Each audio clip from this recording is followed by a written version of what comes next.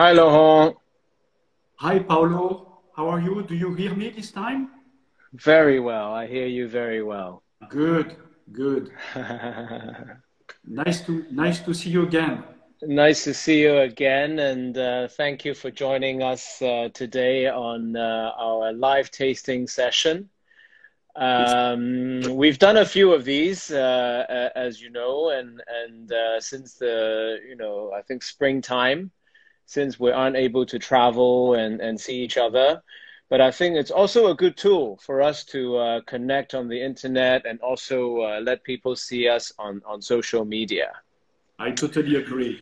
That's Yeah, something. so it's a new way of Right. communicating, but I think it's quite efficient because, after we do this live, obviously people will be watching it, but we also keep a record so people can go on our Instagram TV and see the different videos and see what they want to see.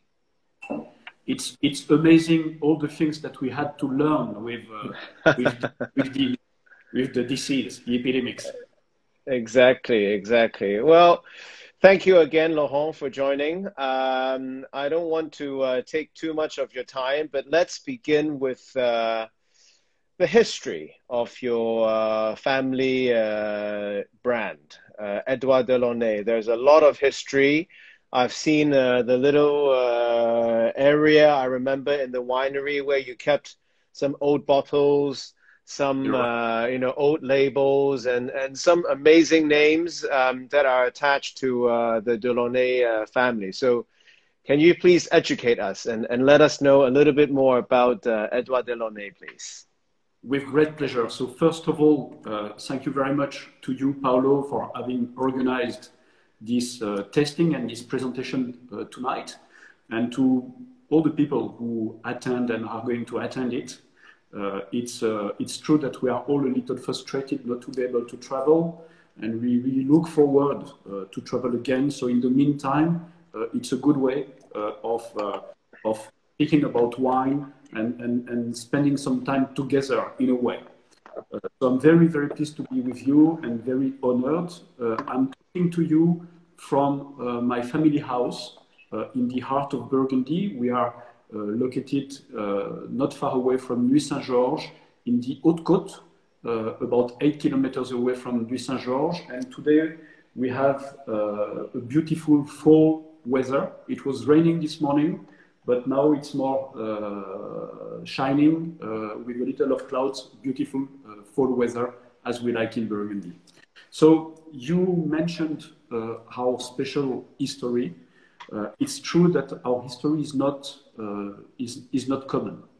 Actually, that's my great-grandfather, Edouard, who started the family winery in 1893, end of the 19th century. And very quickly, it developed and got a high reputation due to the quality of its wines. And when my grandfather joined his father after the First World War in the early 20s and 30s, my grandfather was very active.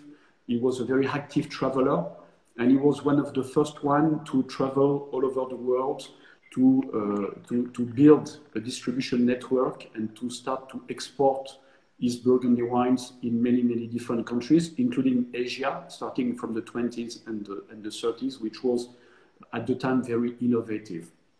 And he built such a good distribution network he developed the reputation of his house so well that in the 30s and 40s, some of the most reputed producers of Burgundy, including DRC, Domaine de la Romanée Conti, and including the Ligier-Belair family, the owners of La Romanée, gave him the distribution of their wines. So at that time, the wines of Edouard Delaunay were really considered among the best of Burgundies. And this continued all over the 20th century until the 80s, 90s. And personally, I joined my father at the late 80s. I am the fifth generation, actually.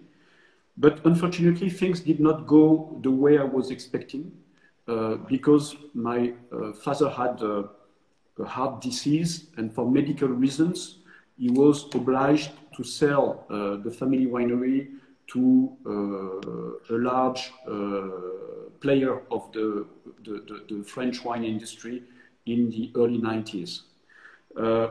I'm a winemaker myself, graduated from the University of Dijon, where I met my wife, Catherine, and this decision led us to leave Burgundy and to go in the south of France in order still to work in wine, because we don't know anything else. That's the only thing that we know.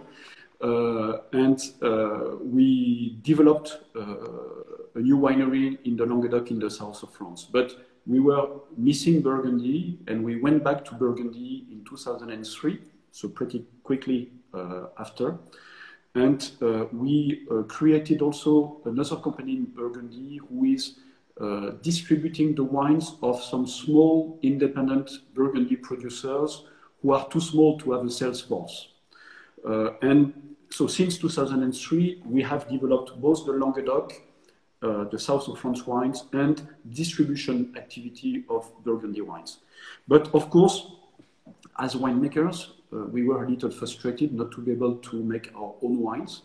And actually, a fantastic opportunity arrived in 2016, 2017, so 3-4 years ago. I met with the people who bought our family winery, and I asked them if they would accept eventually to sell it back to me. And after some negotiation, they finally accepted. And in early 2017, we were finally able to buy it back and to come back. And it was, as you can imagine, something which was first very emotional, but also absolutely fantastic for us. For the first time after more than 20 years, I was able to finally go back in our family winery and cellars where I was raised, where I had my oldest memories with my grandfather and my father, and where I was playing among the barrels when I was a kid. And so it was very, very emotional. And so this was early 2017. We did 3 main things in order to be able to relaunch the house of Edouard Delaunay. The first thing is that we reinvested in the winery and in the cellar. We totally refurbished and re-equipped the winery, which is our family winery, and the cellars where we age the wines. And we now have a beautiful, you visited it, Paolo, a beautiful winemaking tool. The second thing that we did, very important, was also to hire some highly skilled people, and we gathered a team of very motivated winemaker and people working in the cellar. We hired a young winemaker called Christophe Briotet, who used to be the winemaker of the School of Viticulture of Beaune, so knowing very well the region and all the growers. And the third thing, which was probably the most difficult, we made a selection of grapes that we could purchase in order to make our own wines. This is what is the most difficult in a region like Burgundy, because as everybody knows, Burgundy is a small region with a lot of small vineyards, small appellations, and small growers. And so finding some grapes, if you are not from that world, it's something which is almost impossible, very difficult. But we are very fortunate because we have always belonged to that Burgundy world. Our best friends are growers here in Burgundy. And in addition, we have this network of small independent estates that we distribute. So this gave us access to some beautiful grapes from the Côte de Nuit and the Côte de Beaune. We decided to focus only on the Côte de Nuit and the Côte de Beaune, so really the heart of the best quality wines of Burgundy. And so everything was ready for our first vintage, 2017. That's the wines that we are going to test today. That's our first vintage. We also thought and defined what was going to be our philosophy in terms of winemaking. So our philosophy is is to be very pragmatic and not interventionist, as little interventionist as possible. Our goal is to make wines that are precise and elegant, which really reflect the terroir first, and also, of course, the unique character of the Chardonnay and the Pinot Noir grapes that we have here in Burgundy. And as I started to explain, so far, we don't own the vineyards ourselves. We make contracts with growers to whom we buy the grapes. We work only with people we know and with people who are making high quality grapes. We work with people who have, how do we say, durable. That's my daughter with me. Durable, sustainable, yes, durable. Yeah. Durable, sustainable, who have a sustainable approach. Many of them, for instance, are organic farming, about 20% of our grapes so far. And we work with them all the year long. We pick the grapes ourselves and we make the grape, we make the wines, we vinify in our own winery. But the good news, I don't know if you know that, Paolo, is that we recently started to lease our first vineyards. And so now we started to lease some vineyards in Pommard, and we are going to have a Pommard and two Pommard Premier Crus, starting from 2019 and more for 2020, where we make the vineyards, we work in the vineyards ourselves. Okay, great. There was a question from one of my clients who's joining us today. The question was, going back to the 80s and 90s, what kind of vineyards and how many hectares did the family Domaine had in those days? We have never been a very big vineyards owners. We used to have about 15 hectares of vineyards. 15 hectares, okay. Located in the Haute-Côte and a little in the Côte de Nuit in Chambol-Musigny. Okay. And the follow-up question is whether you are going back to some of these vineyards to make wine. I would love. It's going probably to be easier in the Haute-Côte de Nuit because the vineyards, the land is more affordable. That's part of our plans, especially with the global warming. Going higher in altitude is a good answer, a good solution. And when you think that where I am today, in the Haute-Côte, in l'Étang-Vergy, we are 4 kilometers west of the Clos de Vougeot and 120 meters higher in altitude. And so there are some great terroirs in the Haute-Côte which still have to be discovered. And maybe, who knows, this could be the future Premier Crus or Grand Crus in 50 or 100 years from now. And that's a mission for us that we would like to work about in the coming years. Okay, good.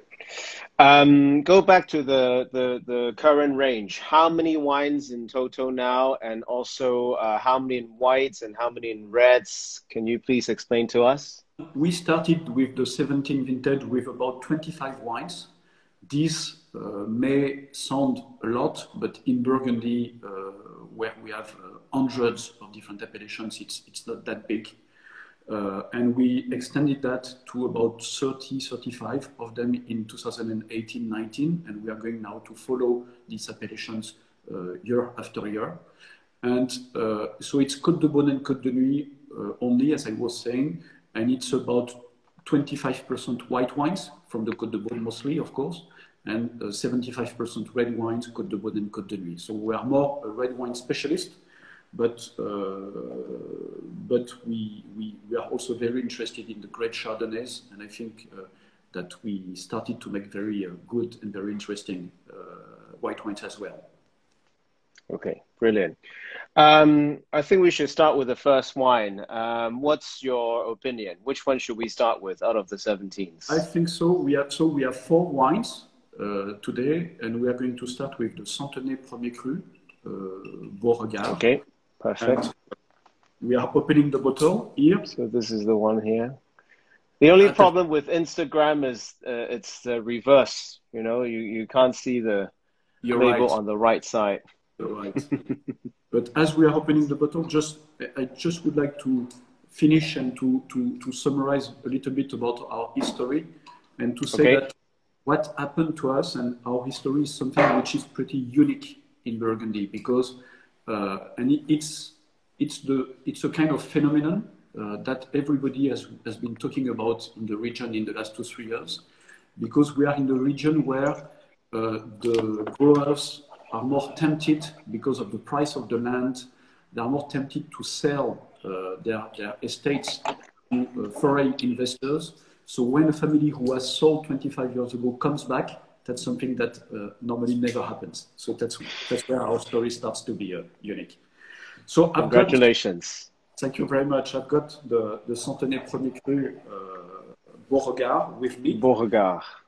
So we are really at the extreme south of the Côte d'Or, of the Côte de Beaune. Centenay is an appellation that I have always liked because I think the wines of Centenay are very, how can I say, they are very straightforward. I mean, they are wines, you don't have to be an expert. They are not too intellectual compared with some other Burgundy wines. You don't have to be an expert. They give you all what they have. They don't hide anything. They are very straightforward. They are full of fruit.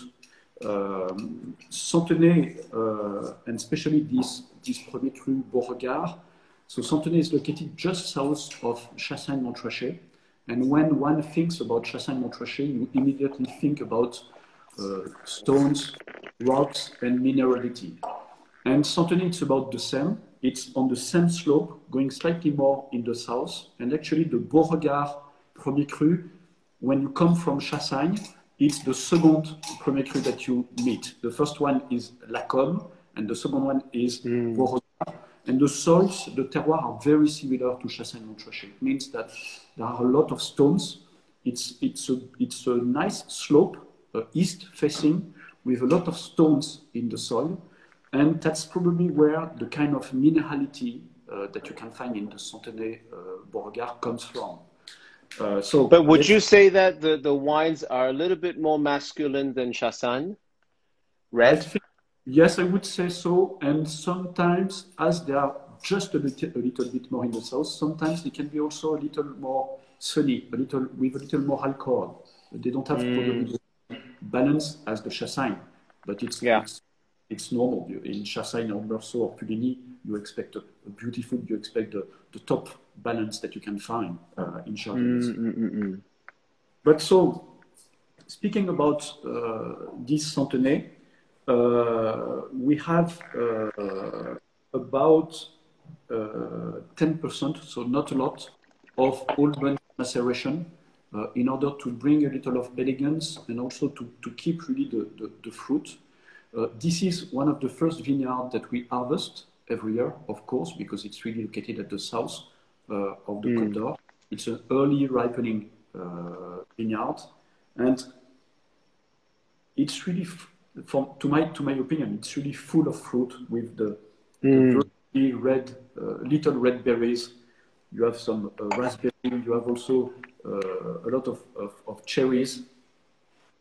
And as it is a 2017, so it's a wine which is 3 years old now, it's also started to develop not some tertiary flavors, but a little bit, you feel a little bit more the spices now. There is a little bit of cumin, cinnamon, and things like that.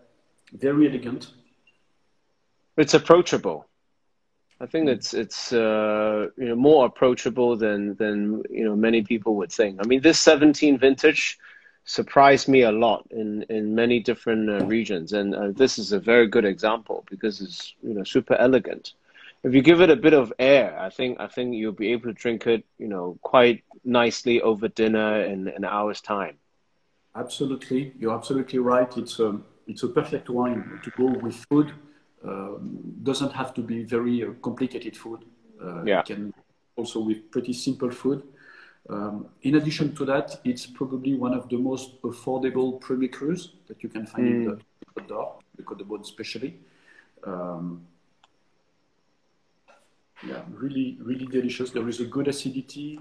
And when the wine is young, especially in Santenay, you have a nice, crunchy, stony tannin.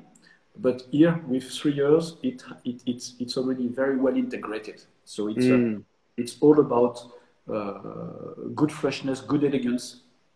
And I see the production is about 1,450 bottles. So it's, you know, a little bit more than 3 barrels. Yeah, it's a little bit more with it was our first vintage. In 2018, the following vintage, we produced about 3,000 bottles. So it's about 10 barrels. Okay. Now we have about between 10 and 15 barrels every year. It's one of the which is really selling pretty well because it's a very good value for money. It's affordable, and a lot of people, we all know that the Burgundy wines are pretty expensive, but a lot of people can afford a very good Premier Cru like a Fontenay. Yeah. Okay. So there we go. Fontenay, Premier Cru, Beauregard.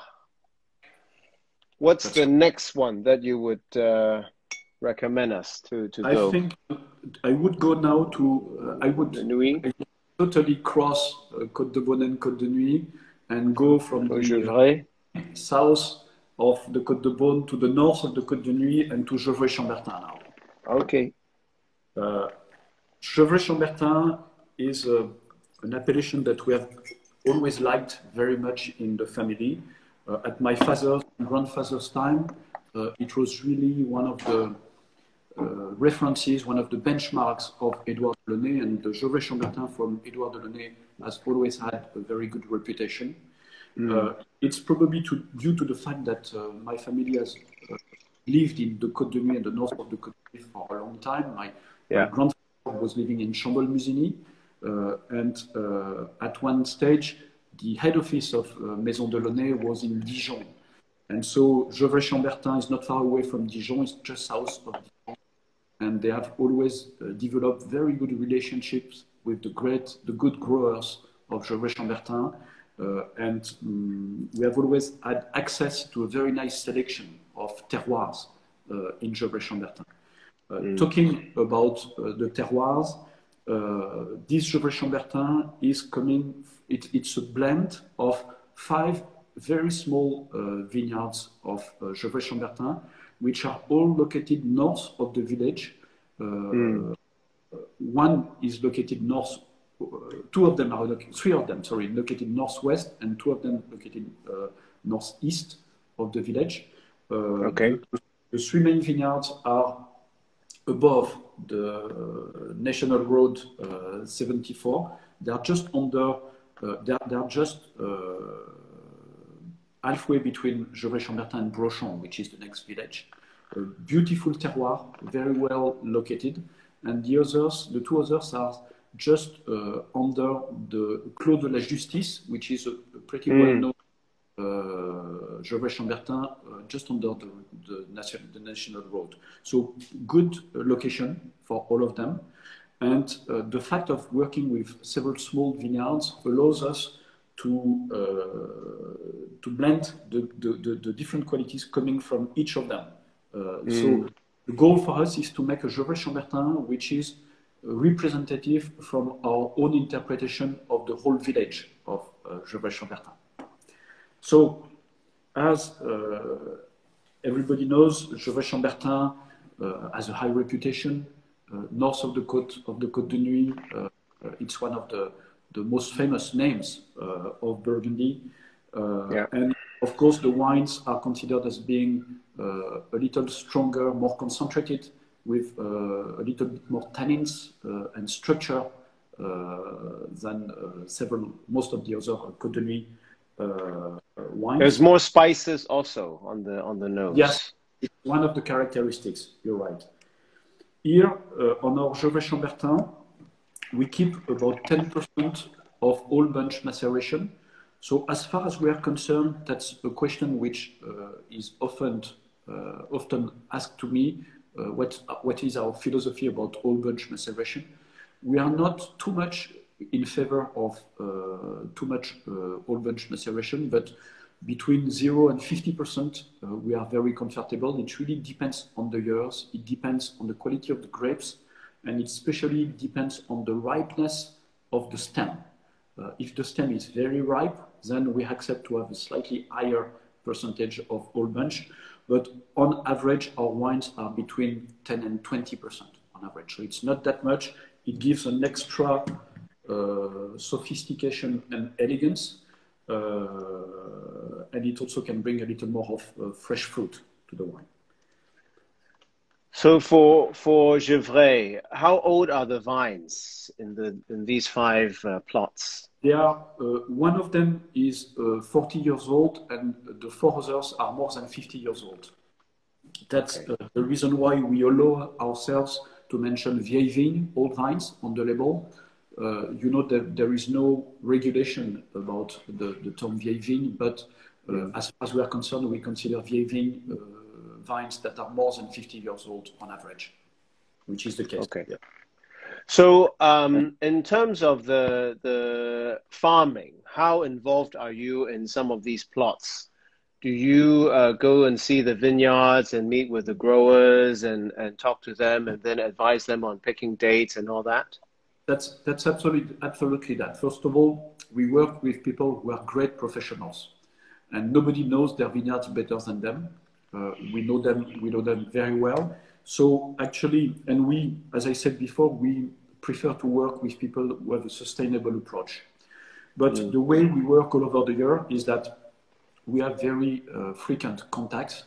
We speak with them very regularly. We visit the vineyards several times a year, almost every month, and especially, of course, during the summer and as the harvest time is coming. And we do the ripening, the maturity controls ourselves in the vineyards. So we follow the vineyards very, very carefully in the weeks before the harvest in order really to set the date of harvest. We decide on the date of harvest ourselves. And we pick the grapes ourselves with our own team of grape pickers. That way, we can organize our harvest as we want, and we can decide ourselves what vineyard we are going to pick which day.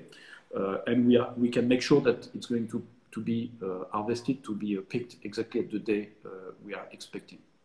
So that's really the way we work. And back to the wine. There is something warm in this wine.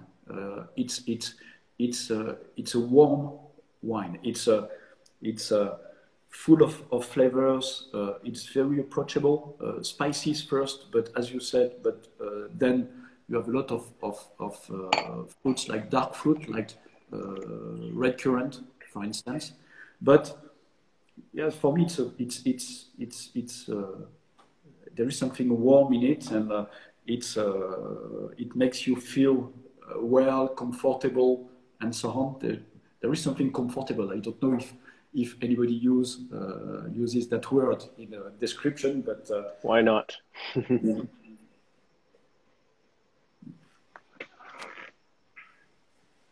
This one needs a little bit more time comparing to the Centenay. You're right. Yeah. You're right. There is more concentration. But I think it's already showing very well. It's already pretty well open, and with a beautiful complexity. I really like it and I enjoy it very much. Great. Perfect.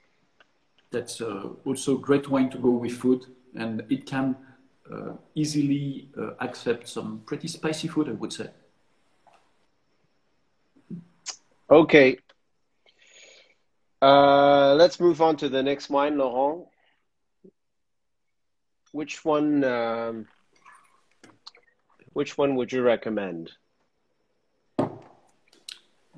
I have lost the contact. Moving on to the next wine. Yeah. Are you there? Yeah.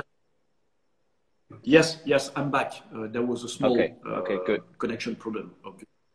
Okay. Next wine, I would go to the Vougeot Premier Cru, les petits Okay. Vougeot. So this is a wine and this is a vineyard we are very, very proud of. Thank you very much for showing the map. And actually, just on the top left corner of your picture, you can see a small red crest, which shows where the vineyard is located. And so this is one single plot. That's one single plot, and there are not a lot of Vougeot Premier Crus on the market. It's a very rare wine. First of all, if you take the village of Vougeot, it's one of the smallest villages in Burgundy, and 50 hectares of the territory of the village is covered by the Clos de Vougeot Grand Cru. There is only 12 hectares left for the village and Premier Cru vineyard, which is very small. And so the Premier Crus, I think it's 5 or 6 hectares. It's very, very small. You don't find a lot of Vougeot Premier Cru. There are not a lot of owners. But when you think about it, if you consider that right at the south, you have the Clos de Vougeot. On the west, top of the map, you have the Musigny. And on the north, on the right of the map, you have the Les Amoureuses. So it's surrounded by some of the most legendary vineyards of Burgundy. So it's a very interesting terroir because of that. It's classified as a Premier Cru only. It could probably be eventually classified as a Grand Cru. I mean, the quality would deserve it. But it's one of those few Premier Crus in the middle, totally surrounded by Grand Crus that exist in the Côte de Nuit. And because of that, it's a rarity. And it's also a unique opportunity when you can find a Vougeot Premier Cru, because you know that you are going to have something which is very rare and very unique. So we are very, very fortunate and very pleased to have access to some grapes of Vougeot Premier Cru. And in terms of winemaking, we also have a little of old bunch maceration here. We have 20%, so a little bit more than the two previous wines. We have 20%, and we have an aging we don't use new oak, surprisingly. We produce only 2 barrels, so it's very small. We don't use new oak because this wine is a very delicate, very subtle wine. It is very Musigny, Les Amoureuses style. It's more, I don't know if it's something very politically correct to say that, but it's a more feminine wine with delicacy, with this subtleness, with this elegance. And it's not a full-bodied wine. It's more silky and very velvety in the mouth. The nose is very interesting. We've also some spices developing now. Just starting also to develop a little bit of tertiary flavors. I have a bit of truffle, for instance, which I love this time where you still have the obvious red berries that everybody likes in Pinot Noir, but when it's just at the balance between these red berries stage and when you start to have a little of truffle and humus and things like that. And I think we are just right. You have a little of tobacco, cigar wood as well, cigar box. It's we don't have a lot of opportunity to taste Vougeot Premier Cru. I mean, we taste a lot of Clos Vougeot because it's such a large vineyard. So I'm just not familiar with the Vougeot Premier Cru characters, and the soil. How is it closer to, let's say, the Musigny or Amoureuse than the Clos Vougeot to the north? Yes, I would say it's closer to the Musigny and les Amoureuses. It's a soil made of red, pretty clayey but pretty deep and filtering soil with a lot of stones at the same time. On on the western part, on the top of the slope, western part of the Vougeot Premier Cru, there is a kind of cliff, and it used to be in the 19th century and in the Middle Age, medieval times, it used to be an old quarry. And so people were extracting some stones to build houses, and probably that the Clos de Vougeot was built with stones coming from these very nearby quarries. And because of that, you have a lot of stones in the soil as well. The fact that it's a pretty light and filtering soil with these stones makes that's the perfect definition for elegant wines. The soil is a little deeper than the northwest part of the Clos de Vougeot, than the top part of the Clos de Vougeot. It's a little deeper. Okay. But yes, it's a beautiful balance between there is a fantastic complexity on the nose. It's very complex with all the flavors that we described before, and in the mouth, it's very silky, very delicate, very subtle. I like the way the mouth touching, the mouth feeling that you have, which is very Chambol usually like, actually. And what's your recommendation on the drinking window of this wine?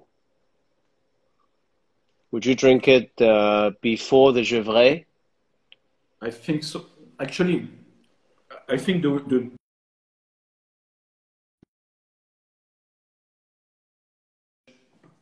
it's a very, you said that before, it's a vintage which is already very open, with a perfect balance between concentration, ripeness, fruit, elegance, and acidity as well.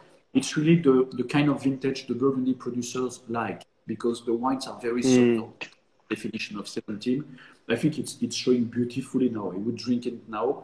I'm absolutely sure, of course, that it has a nice aging potential, and I'm pretty sure that in 5 or 10 years, it's still going to be very interesting. It will develop other kind of flavors, but it's just delicious now, actually. The Gevrey Chambertin, still a little closed now, perfectly drinking now as well, but I would just recommend to open the bottle 1 hour before, or just to decant it just before serving. Whereas here for the Vougeot Premier Cru, just the wine is perfect like as it is. You just have to open the bottle and to enjoy.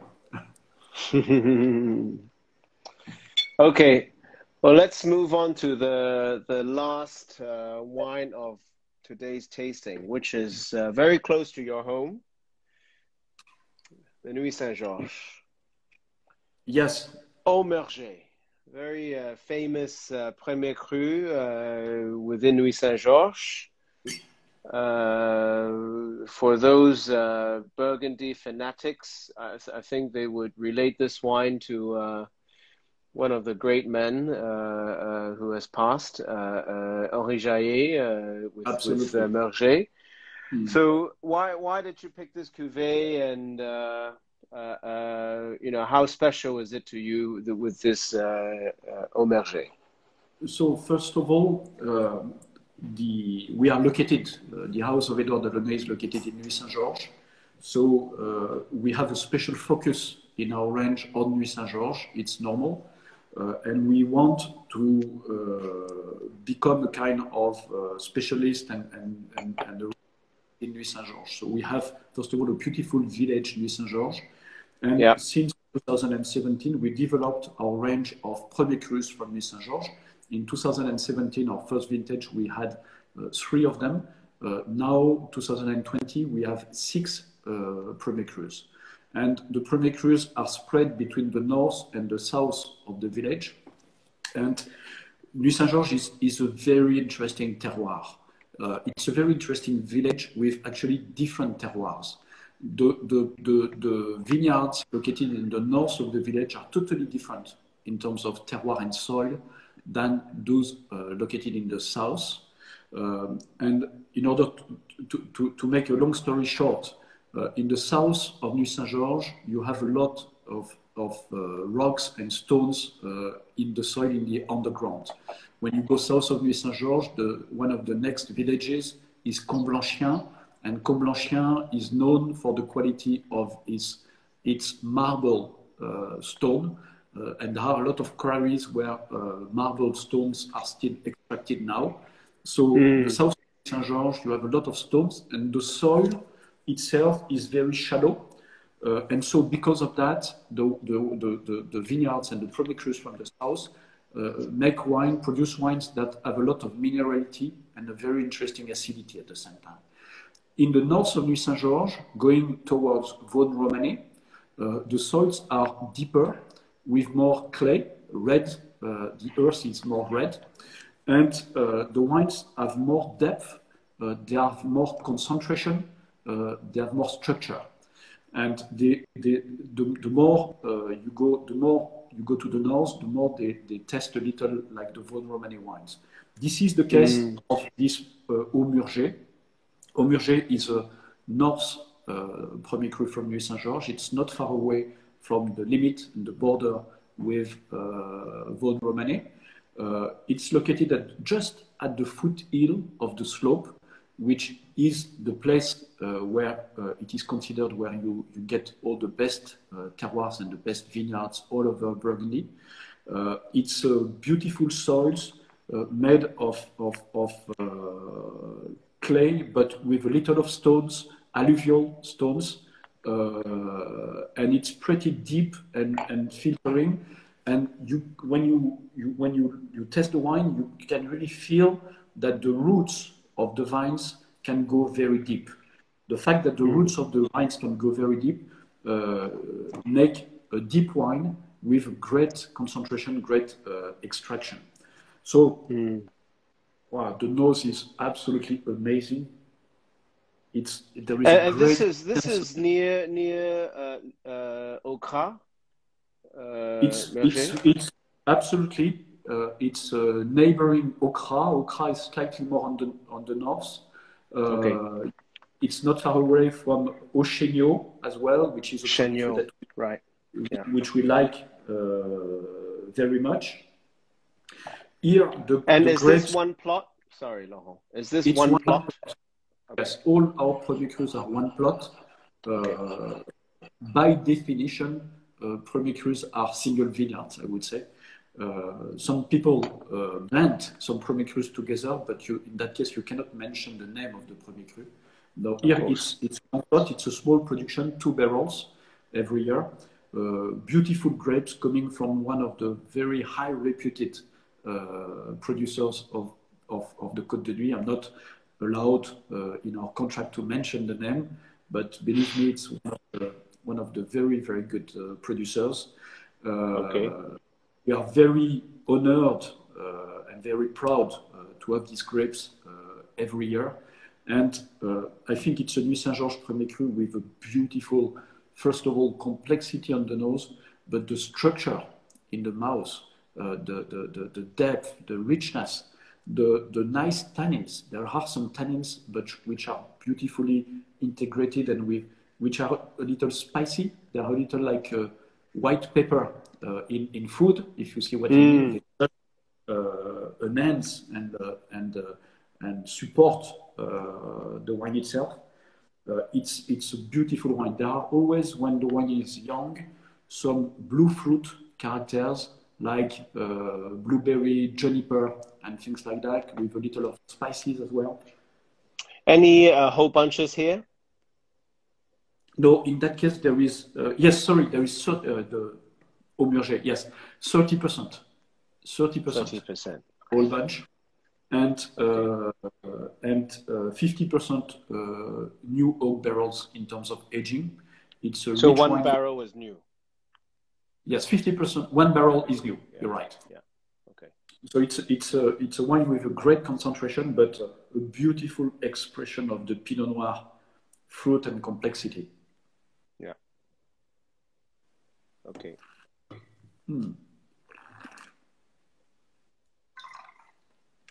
You have also in the mouth a lot of licorice flavors, aftertaste. Still, in that case, it's still a very young wine. I think you can really enjoy it as well, but I would suggest to decant it, not too long, 1 hour before serving, to decant it. But yes, the aging potential is absolutely great. I mean, 10 to 15, 20, probably more years. Yes, there is a lot of density and concentration. When I say concentration, the tannins are soft and integrated. They're elegant. They're elegant tannins. It's not aggressive tannins. But there is a great amount of tannins. And I'm absolutely sure that it's a wine that is going to keep and to age for a very, very long time. And sometimes it's very dangerous to produce wine so famous because people will start to think, is it from Meilleur Camusé, or is it from Katia, or is it from from some of these well-known domains? It's fun to play this game amongst Burgundy enthusiasts because they go down to the details to check who will be selling to Laurent. And it's you're right. It's a funny game. It's interesting. So what I can say is none of the wines that you mentioned okay. are very well known too, but I won't give you any more clues. No problem. No problem. But you know, when even 2-3 weeks ago we had the visit of the famous wine critic Jasper Morris. Yes. Test the 2019, which are still in barrels yet. We are going to start bottling them in December. And he really, of course, he's a fantastic connoisseur. He's a very, very knowledgeable. Yes. And everybody he knows all the plots and so on. Yeah. And so he was really playing that game, but. But I kept the secret. Very good, very good. Well, Laurent, it's great to have tasted these 4 wines with you, and also to really to launch this, because we haven't been able to do this together last year because of all the issues that we had in Hong Kong, and then this year because of COVID. But people are very excited about this range, both in our company, in our group, as well as at the customer side, because they're eager to taste your wine and also learn about the story. As you know, I have a few bottles of the wines that your family produced from the old days, and I managed to share with a few clients. And they're extremely excited to, of course, see the evolving of the brand name that your family holds, and they look forward to seeing the future development of this family name. It's very kind of you. It's true that it's not that often that in such a traditional region like Burgundy, some new things happen. So we are very pleased to be part of that. The first 3 years have been very rewarding. Actually, I could not imagine a few years ago that I would be sitting here today with you and talking about Burgundy wines and so on, and sharing my Burgundy wines with you. So it's you can't imagine what pleasure it is for me. In addition to that, thanks to, for many reasons, it seems that our wines have pleased many wine critics. We've had fantastic ratings in the press and so on. So everything seems to be going in the right direction. The only thing that we are missing is, of course, the pleasure and the possibility to travel for all of us, and to welcome visitors like you and your customers and so on in Burgundy. We hope that it's going to be possible as soon as possible. And also, you can't imagine how frustrated I am not to be able to travel and visit you. And we really miss you. We miss the real contact with customers and amateurs and so on. we can't wait to share a glass with all of you. Thank you, Laurent. Have a good end of the year holiday season, and all the best to everyone at the winery in Languedoc and Burgundy, and to the family, of course. Thank you very much, Paolo. It was really a pleasure. Can't wait to meet with you again, and exactly the same to all of you. Keep safe, and thank you again. Great pleasure to be with you today. Cheers. See you. Cheers. Thank Santé. you. Bye bye. Bye. Thank you.